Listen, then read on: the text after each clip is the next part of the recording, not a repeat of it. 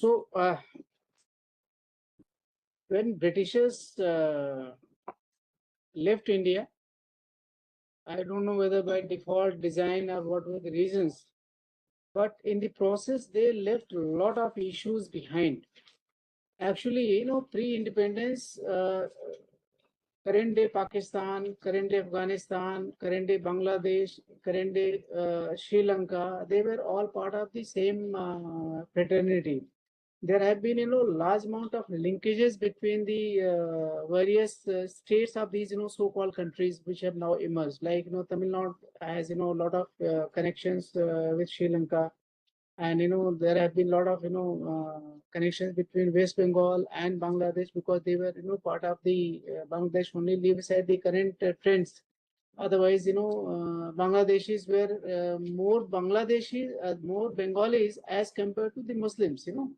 So the linkages are very profound. Now, since now the sovereign borders have been drawn, and there are multiple challenges. While the challenges and the land borders have got one connotation, but once you come to the maritime domain, the magnitude really, becomes much more challenging. There have been, incursions from both sides, both the fishermen, going in the each other's areas, people getting caught, then people being repatriated and things like that. And though the responsibility of the coastal security remains with the Coastal Guard and navies for the otherwise operations, like in case of land borders we have the BSF, ITBP, SSB, and such organizations looking after the borders.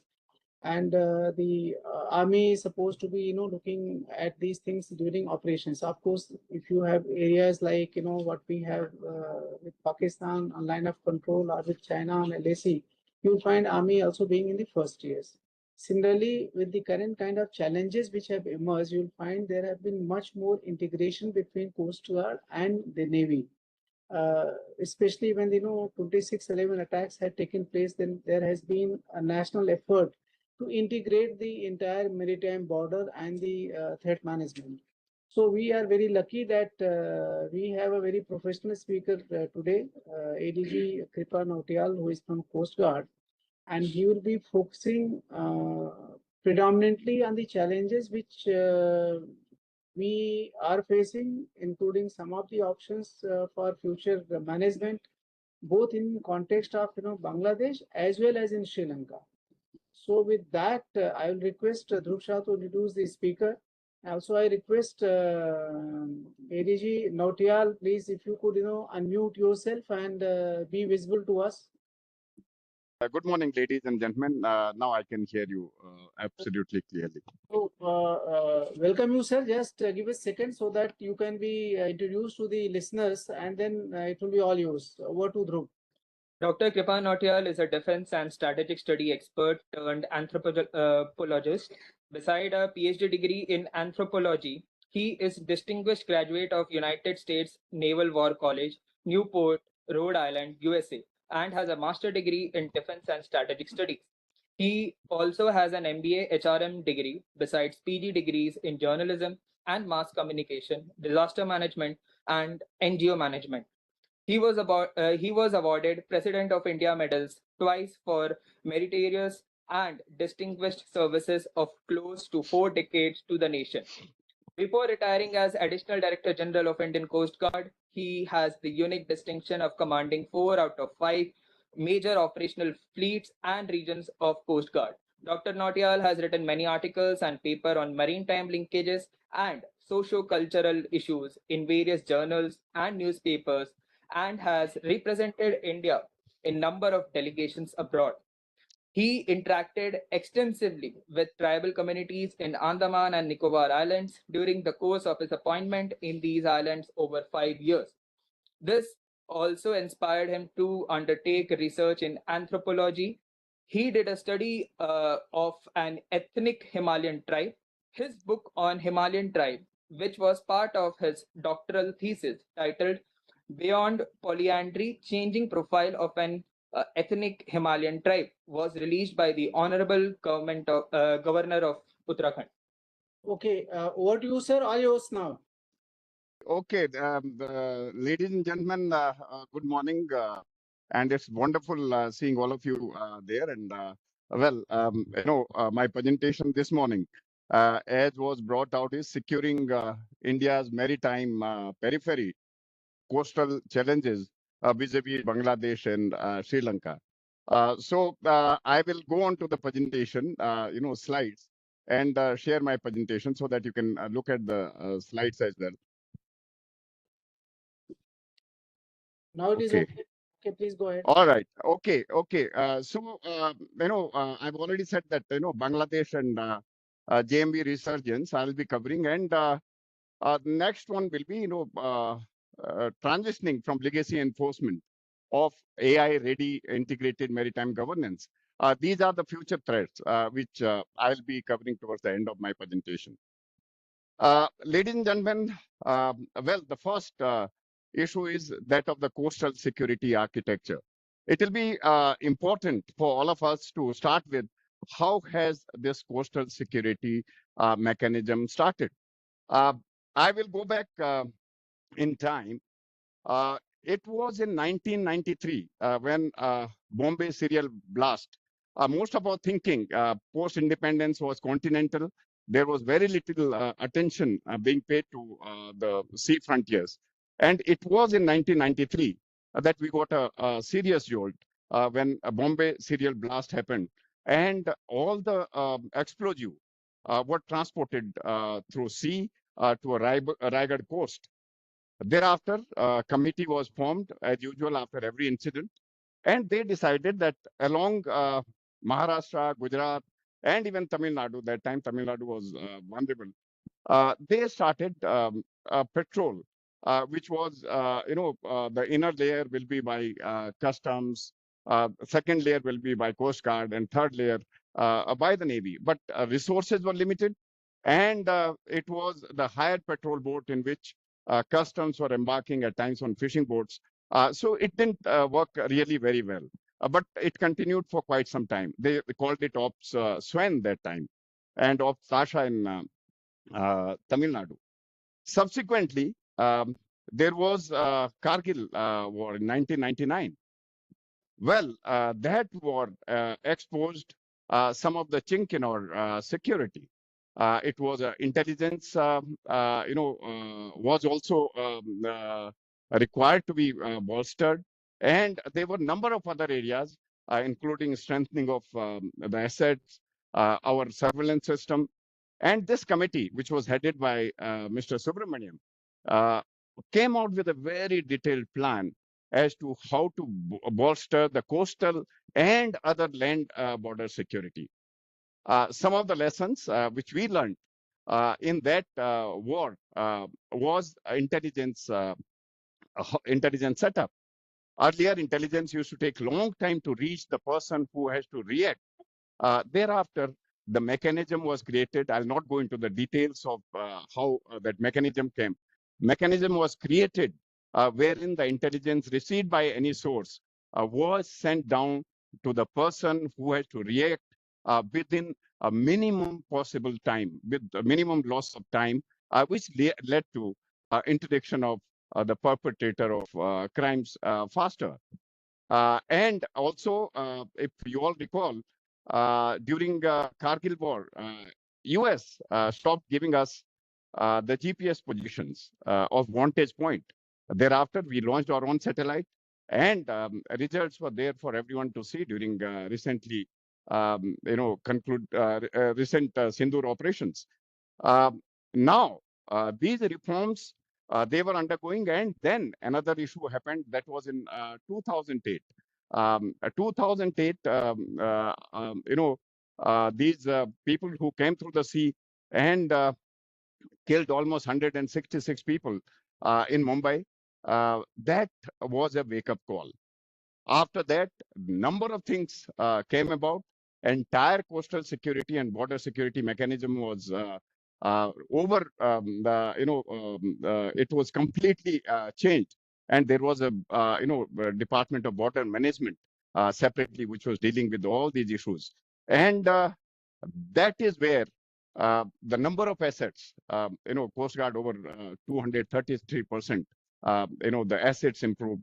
Our coastal surveillance, there was no mechanism through radar, satellite along the coast. Then we have a chain of static sensors. Initially, there was a chain of 48 radars all along the coast, starting from Gujarat coast, right down to Kanyakumari, Lakshadweep, Andamans, and on the other side, right up to West Bengal coast. And VTMS radars were also integrated in this so as to give us a complete maritime domain picture. Now, the situation today is that we have got almost 88 radars, and we are able to see the picture sitting in headquarters anywhere along the coast and even in Delhi. All the feed from these radars, from GPS systems, from satellite, is coming to MDA Gurgaon, and where we get to know how many assets are there, which are the likely target, which is likely to cause us harm, and immediately there is a reaction to see that anybody who is likely to cause us harm, they are interdicted and arrested immediately. Good thing was that we had a national committee for strengthening maritime and coastal security post 2008. And this committee was headed by the cabinet secretary, where all the secretary of government of India, chief of naval staff, Coast Guard DG, and all other chief secretary of the states and DGs, they attended these meetings, and all the points which merited attention were resolved instantly. So there was a three-tier, system of surveillance. First layer was by Marine Police. Initially, 204 boats were sanctioned to them. They were given training by the Coast Guard. They were responsible for up to 5 nautical miles of coastal patrolling. And in territorial water, Coast Guard had complete jurisdiction. And Navy was overall in charge, which was right up to the open seas and all that. Coast Guard for coastal security, DG Coast Guard was the commander of the Coast Guard coastal security. So he was overall in charge, and Coast Guard became a lead intelligence agency in the entire scenario. Now, this has worked very well. This one, we have ensured that this system of surveillance is reviewed. How it was brought into action was through exercises, which was conducted every 6 months or even in lesser duration, where all the agencies, that is Coast Guard, the Navy, BSF in creek areas, coastal police, the customs, port authorities, and everyone, all the stakeholders, and offshore installation, ONGC, all of them, they were part of it. So this biannual exercises ensured that we create the scenario wherein all the units participate, and if there are any loopholes which come out at the end of hot wash, they are immediately plugged through a well organized, NCS, MCS, or at a lower level. Now, if you see up to 10,000, if you see in our entire EZ, there are almost 1 lakh ships, which is an Indian Ocean region, and 10,000 at any point of time, we can see within our, EZ, in our own EZ. What this, operationalization, Sagar Kavach and this thing did, they ensured that we call up all the ships which are not following a laid down this thing, and these radars and everything was giving us indication. And once they got the call, whether from Delhi or any of the coastal station, all the mariners were alerted that any time in coast, they enter Indian Ocean region, or exclusive economic zone of India, every vessel is monitored and they can get called anytime if they divert their course from predetermined, course. They were called out, and that has led to, strengthening of our security. Now, this, we have, like I said, the MDA Gurgaon, IFC IOR, Indian Fusion Center. Then Indo-Pacific partnership on MDA, IPMDA, which was through Quad and IORA, IONS. Quad, what it is, Indian Ocean, Naval Symposium. And we had a contact with ASEAN and other countries also to ensure that we bilaterally or multilaterally resolve the issue of any nature which is not, amenable to the safety of our respective countries. Capacity building, also we, insisted on with our neighbors. We did try and build capacity.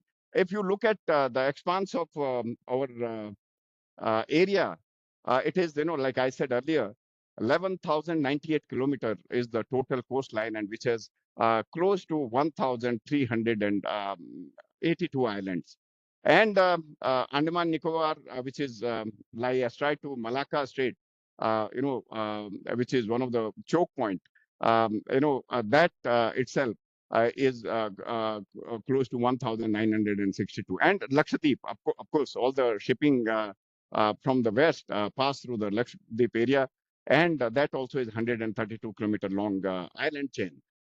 And total area is 2.37 million square kilometer. That is our total, exclusive economic zone. I told you that 1 lakh merchant ship at any point of time in our, AOR, and 10,000 in Indian EZ. In addition, there are close to, 3 lakh fishing boats. Piracy and armed robbery is also a threat. Illegal, unreported and unlawful fishing, IUU, popularly it is known as, that is also another area of concern. Maritime, marine terrorism, which is known, and India has been one of the victims of such terrorism, is another threat. There are hybrid threats all around. Challenges also to rule-based order, presence of China in our neighborhood. It comes with their presence, and we have seen number of issues where whether it is swam harassment or they tend to change the rule based on their convenience rather than following the UNCLOS, which is the world order for managing safe passage at sea. So generally they are not following it, and 9-dash line which they have laid out is against the very spirit of UNCLOS. Gray zone tactics also is being exploited by some of these adversaries and the people in our area, where a gray zone essentially is where where armed conflict is not desirable, but law enforcement, it is a slightly higher level of law enforcement and a slightly less threshold than the law of armed conflict. So they exploit that gray zone and using everything to harass the people in their surrounding area, to allow them to, meet the long-term, objective they have laid for their own nation. It is not, it is devoid of following the laid down UNCLOS or, international order. There is like narcotics and arms. Just to give you a figure, these are some of the figures. In last 5 years, almost 2,549 kg we have seized. which is equivalent to about 9,952 crores. That is just in last 5 years. And contraband, we have seized almost for 112 crores, which included mostly sea cucumber, betel nuts, and gold. And there have been a number of incursions by the foreign fishing boats. 90 of them were apprehended. 707 crew were also apprehended. And mostly these people were from Pakistan, Sri Lanka, Bangladesh, or Myanmar. I'll go on to, there was an issue I needed to talk about Bangladesh and Sri Lanka. As far as Bangladesh is concerned, most of us, Sundarban area, it's almost 10,000 kilometers of the creek, if we take in this thing. It is Sri Lanka side, it is Park State, it is heavily congested, legally contested by the fishermen and fishing zones. Mostly India and Sri Lanka has resolved the dispute. However, fishermen still tend to question the legality of such decision by the two countries. So that's a very peculiar kind of situation in Tamil Nadu. I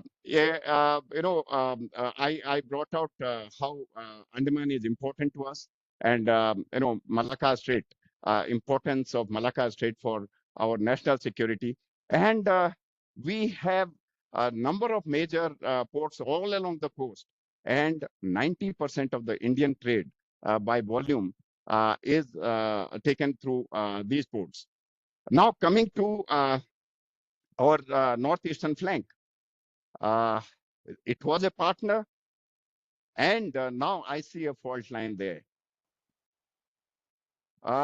We settled a dispute with Bangladesh as far as maritime boundaries are concerned under UNCLOS, United Nations Convention on Laws of the Seas, and which awarded Bangladesh 19,467 square kilometer to Bangladesh out of total disputed area of 25,602 square kilometer.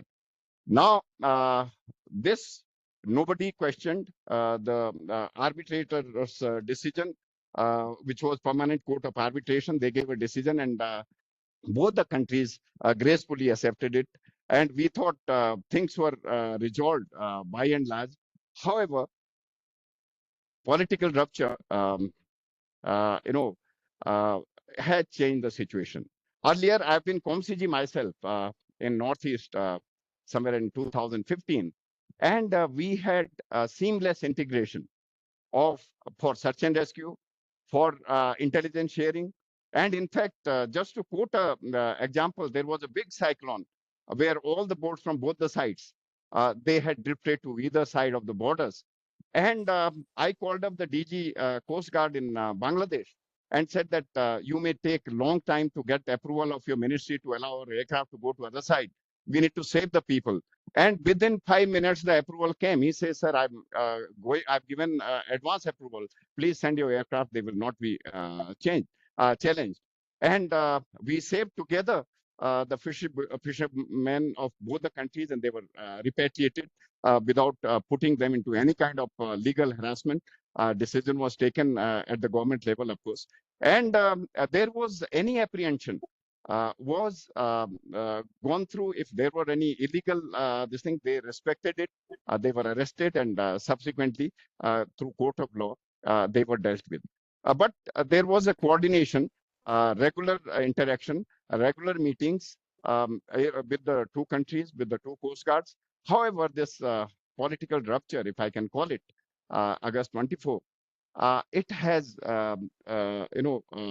dampened that spirit, and there has not been that many coordinated maritime security patrol which were there earlier, and intelligence sharing also has come down.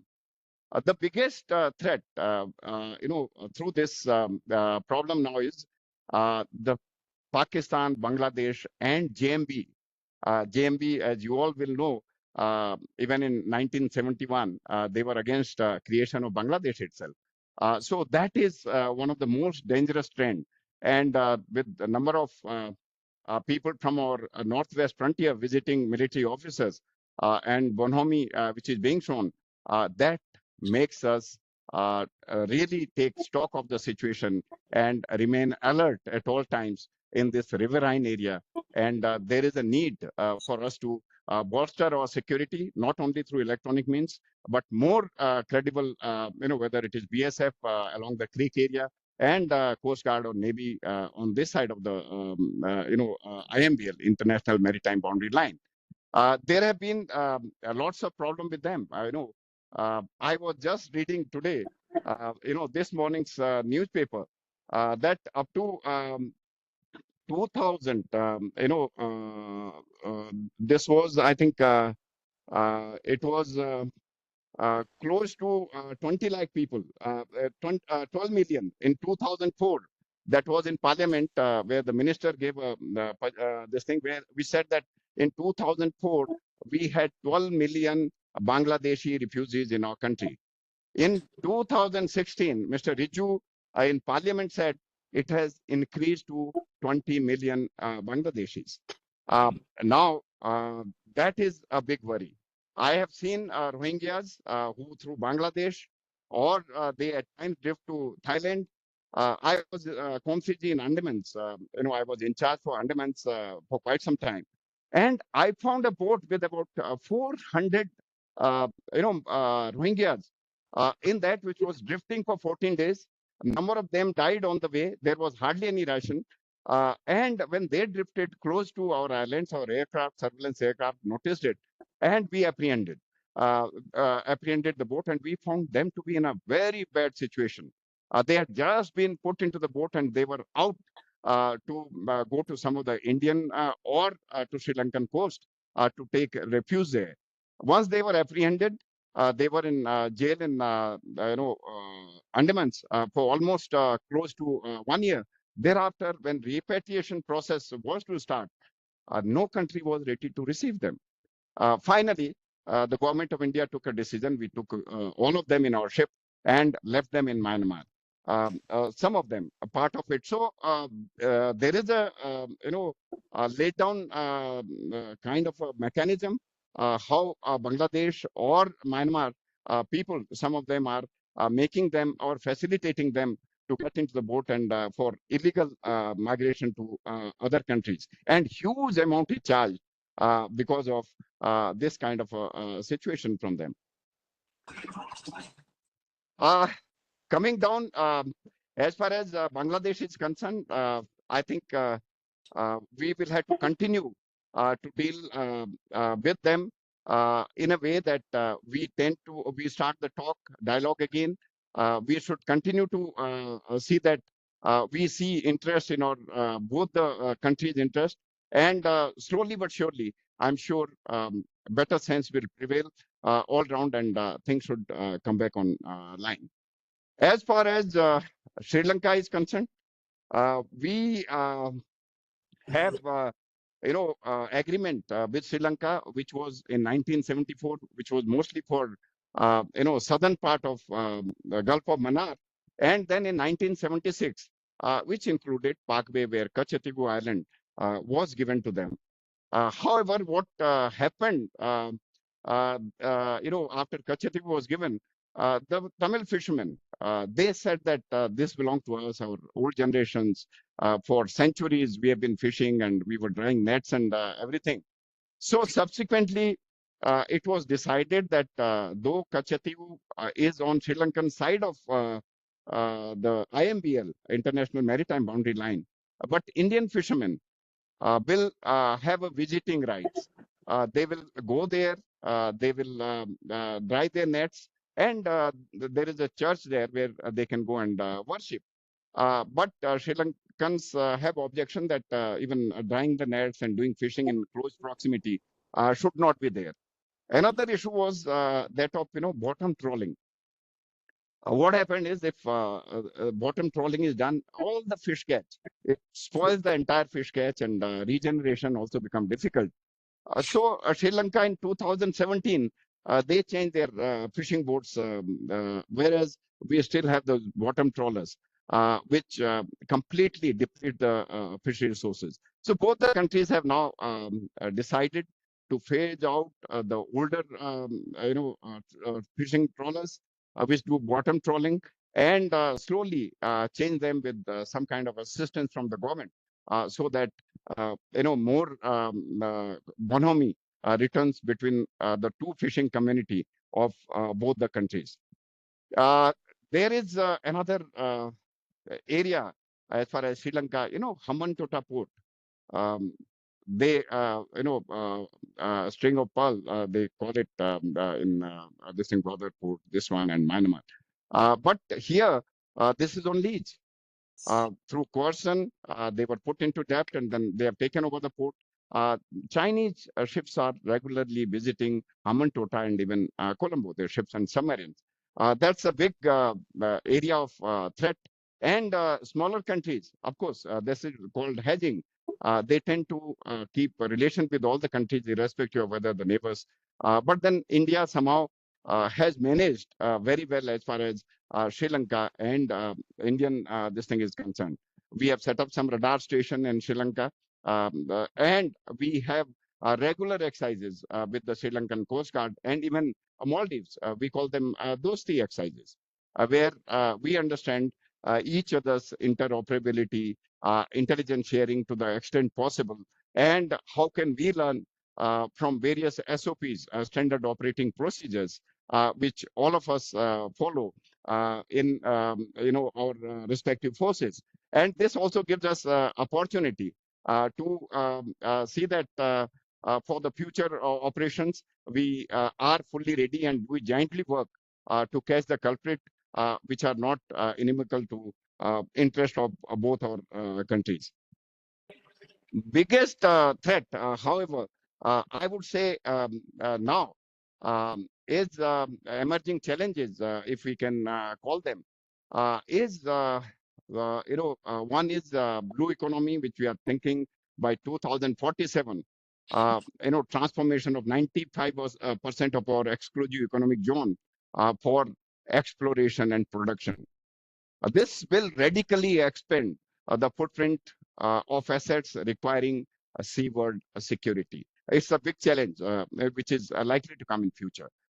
Undersea infrastructure, 95% of India's, as most of you will be aware, internet, financial and financial traffic relies on highly vulnerable subsea cables. India is the most exposed strategic assets, if I can call it. And a rising level of sea, Maldives, low-lying islands. We have seen during tsunami. I was there. I was commanding a ship that time. Low-lying islands that completely submerged because of tsunami. And similar situation is coming to our Sundarbans because of rising sea. It is eroding the coastal areas. The geography is getting changed. And this, warming oceans also is shifting the fish stock and pushing fleets deeper into contested or risky water, if I can say. I am actually, very, very this thing about the future threats, which is emanating now. That is, unmanned aerial vehicles, unmanned surface vehicles, and unmanned underwater vehicles. It has been demonstrated. Recent wars are witness to it, and perhaps technology is far ahead of the measures to stop them for undertaking, any nefarious act. This UAVs can be assembled anywhere, and the way we saw Red Fort blast, where the people who were technically qualified, they came in. For them, this technology is readily available. It can be exploited, and now the bigger threat is that any ship 100 miles, it can send a underwater unmanned vehicle and have signatures of the ship or vessel inside any of the ports, whether it is in Karachi or anywhere else, and without any kind of notice, it can be exploded. So a lot of efforts will have to go in to generate the scientific challenge. It is a DRDO challenge. It is everybody challenge that we need to be prepared how to check this menace and remain prepared to somehow in advance get a notice of what all is coming and how to neutralize them before they cause huge harm to our assets, our vulnerable areas and vulnerable points. Ladies and gentlemen, I think I was told that you need to finish your this thing in about this thing. So I would take your questions. I have a few of the slides. I have not put them on this thing. So I'll take your questions so that we interactive, so that it becomes more interactive, and I take your